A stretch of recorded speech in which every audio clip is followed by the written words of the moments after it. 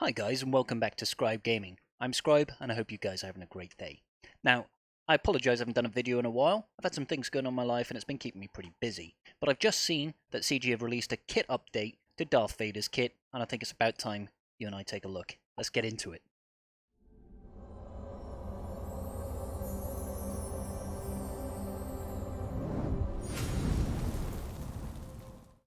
Alrighty, so a few people have been speculating that Darth Vader is going to get a kit rework after they did a stance update to him after the JKL release that we just had recently. It's actually still going on at the moment. Now, typically when CG has updated someone's animations, they'll also go in and they'll go ahead and update the kit somewhat, and that has to be the case here. So let's take a look. It looks like Darth Vader has gained a whole new ability. It's a Zeta ability called Merciless Massacre with a cooldown of 9. That's a massive cooldown. So, gain Merciless and take a bonus turn after this one. Fair enough. All enemies gain Merciless Target, which can't be evaded or resisted. Pretty harsh. When Darth Vader uses an ability, Merciless Target is removed from the targeted opponent, and Darth Vader takes a bonus turn. That's a lot of bonus turns for Darth Vader so far. Okay, if the target did not have Merciless Target, then Merciless expires, and Merciless Target is removed from all remaining enemies. So basically you're forced to target whoever has Merciless Target. Darth Vader can ignore taunt effects when targeting enemies with Merciless Target effect. Okay, so they're giving him an out to work around people. That's actually quite a strong effect, being able to ignore taunts. While Merciless, Darth Vader is immune to fear and turn meter manipulation. Very powerful effects. And his bonus turns do not trigger other characters' effects based on bonus turns or turn meter gain. Okay, yeah, sure. Darth Vader must target a unit with this taunt effect, can ignore taunt to target this unit, and takes a bonus turn. Okay, so I'm trying to think of how this would work. So he uses his ability, he gains the effect of Merciless, which makes him immune to fear and turn meter reduction. It also places Merciless Target on all enemies, I believe. All enemies gain Merciless Target, so the whole enemy team gains Merciless Target, which can't be evaded or resisted no matter what. So it's going to happen. So it's going to be a first turn use. Merciless Target, everybody is targeted. Whenever he uses an ability on them, they lose Merciless Target.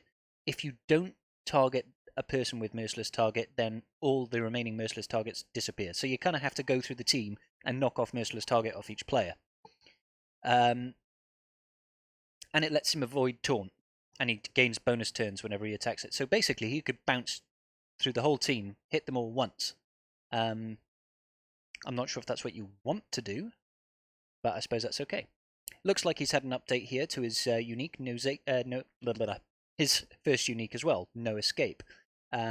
So the standard ability is at the start of each encounter, Darth Vader gains 8 speed until the end of the encounter for each of the following: Empire, Sith ally, Jedi enemy, Rebel enemy. Darth Vader is immune to turn meter reduction and recovers 5% health whenever a damage over time effect expires on an enemy.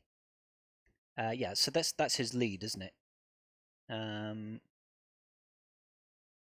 no, sorry, it's not. It's not his lead, it's his unique. Apologies. Whenever Darth Vader activates Merciless Massacre, dispel stealth from all enemies. Okay, so this is obviously designed to target specific things. I'm wondering if there was some sort of interaction between Merciless and stealth characters. Sort of like, you know how if you taunt when someone's stealthed, it'll cancel out the stealth. I'm wondering if that's what they're doing. Okay, so this new Merciless Massacre, if you have the Zeta on his unique, I suppose the fact that he is immune to turn meter reduction is rather pointless. The fact that he's immune to fear is actually quite huge. They're obviously thinking of running this under the current scenario of Supreme Leader Kylo Ren, which you'll often see characters like Bastila Shan Fallen and Darth Revan running in those compositions. It's interesting to be able to circumvent taunts. I think this is going to be used quite frequently in Supreme Leader Kylo Ren matchups, in particular because this will let you avoid the enemy's taunters if they have, you know, first order stormtrooper or Kylo Ren unmasked or Darth Malak. Vader will be able to get around that, maybe land an ability block on the enemy Supreme Leader Kylo Ren, which will then stop him from using his stun, stop him from using his AoE, etc., etc. Perhaps that's where they're going to use it. I don't know. All in all, I think this is a decent update to his kit.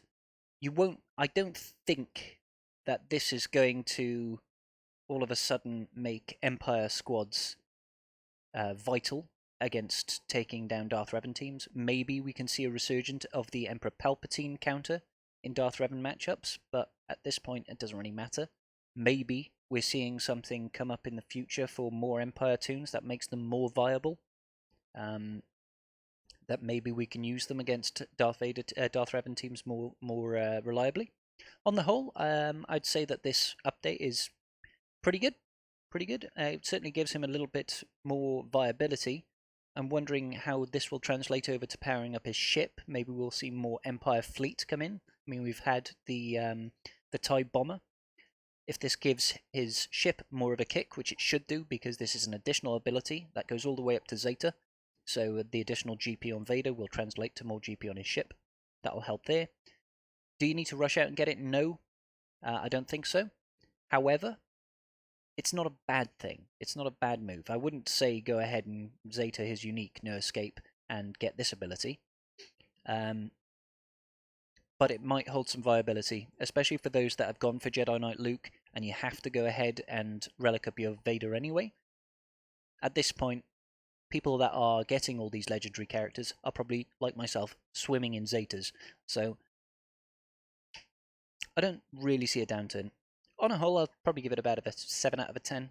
It doesn't make him all of a sudden meta, but it certainly, I think, gives him more viability. We might see him popping up now in Supreme Leader Kylo Ren matchups, particularly to take on mirror matches. Maybe. Don't know. Has some viability there, I think. But other than that, pretty good. Now, I haven't put down my opinions on the whole Jedi Knight Luke event. From what I've seen and what I've played with my guild leader Dan, the event was highly entertaining and far better than what they did in the Galactic Legends events, so thumbs up to CG there for positive play, and let's just hope we see the road ahead this week. I've been Scribe, guys, and thank you very much for coming around and seeing my video. I love you all as usual. Peace out.